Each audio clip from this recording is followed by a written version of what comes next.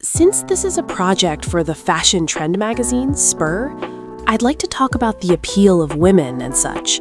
When you draw female characters, is there anything you consciously focus on or particular points you are particular about? Not really. I don't distinguish characters based on whether they are female or male. If I had to say, the only difference in consciousness might be whether they are cute or cool. However, I'm not very good at drawing what is generally called cute art, so I tend to focus on drawing them cool. Even when I say cool, there are various definitions within me. First, I think it means being solitary, not recognized by society, but sticking to the justice they believe in. That is what makes a hero or heroine. Being a little bit of an outcast from society is what makes them cool. If you were to express the 4 female characters, Erina, Suzy Q, Jolene, and Yasuho, in one word each, what kind of image would they have? If I were to contrast these 4, Erina is above all sincere, Suzy Q is bright and clumsy, Jolene is pop and lively, and Yasuho feels like the most modern girl. Among these women, who do you have the most attachment to? I like the woman I'm currently drawing in the manga the most, so among these, it's Yasuho. Yasuho has a bit of a troubled feeling in her heart, and that's somehow good. How about Jolene? She was the first female protagonist in the JoJo series. Of course, I have an attachment to her as well. The ability to depict violence such as women being punched or having their arms cut off in manga became possible starting from Jolene's series. Before that, it was difficult to express such things in manga. Before drawing JoJo, I once drew a work called Gorgeous Irene, which had a female protagonist. Nowadays, there are many manga where women fight, but at that time, it was unthinkable in boys' magazines, and drawing it in the manga felt awkward and unpleasant. So I thought, this won't do, and stopped making it a long series. Even though it was your own work, did you feel unpleasant while drawing it? I couldn't handle drawing action scenes. At that time, Aliens 2 had just been released, and I thought Sigourney Weaver's Ripley was a strong and cool woman. I tried to draw a strong woman in manga as well, but having a girl get punched was just too cruel for me to draw. Also, back then, I couldn't draw characters with thin eyebrows. Male protagonists in boys' magazines all have thick eyebrows, and that was normal, so thin eyebrows somehow made the character look like a villain to me. It was that kind of era, so it was still too early to have a female protagonist in a boys' magazine. It was still the era of Stallone and Schwarzenegger. However, nearly 15 years later, times changed, and society became more accepting of scenes where girls get punched in manga magazines. I thought, now I can properly draw tough girls in manga, so I made Jolene the protagonist of JoJo's Parts Hertz. For example, when drawing female characters in manga, do you start with the eyes or have a different process than when drawing male characters?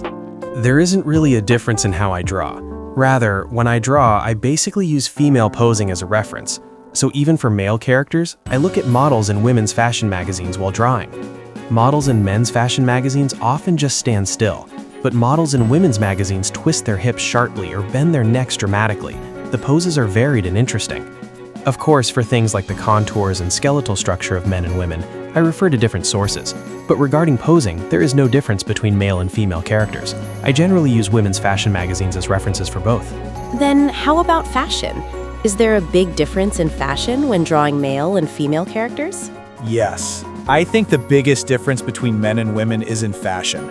When I think about a character, I make a kind of personal investigation sheet.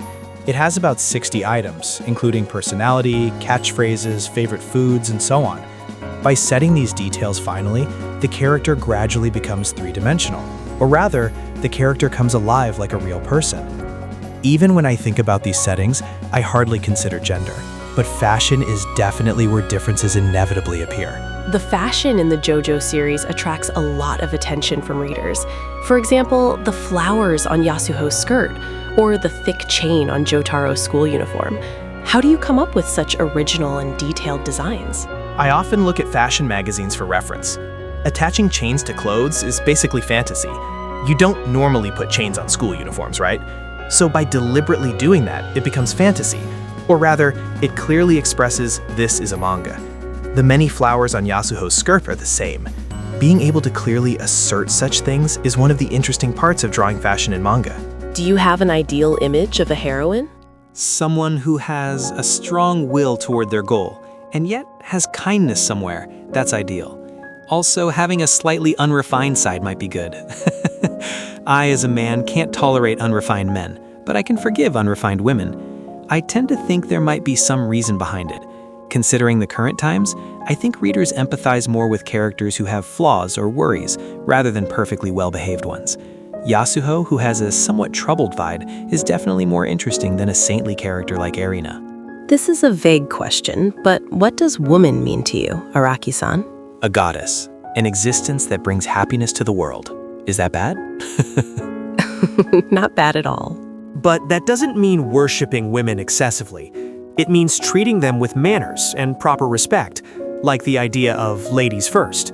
So when conflicts arise, unless it's something serious, I tend to put women first. Living with the idea that women are goddesses usually makes most things go well. At least that's how it is in my home. By the way, even though they are goddesses, is it okay for them to have unrefined sides? It's okay, because the women in Greek mythology are all wild, right? Zeus's wife, for example, gets very angry and is extremely jealous. But I think those traits make people interesting, so it's better to have unrefined sides after all.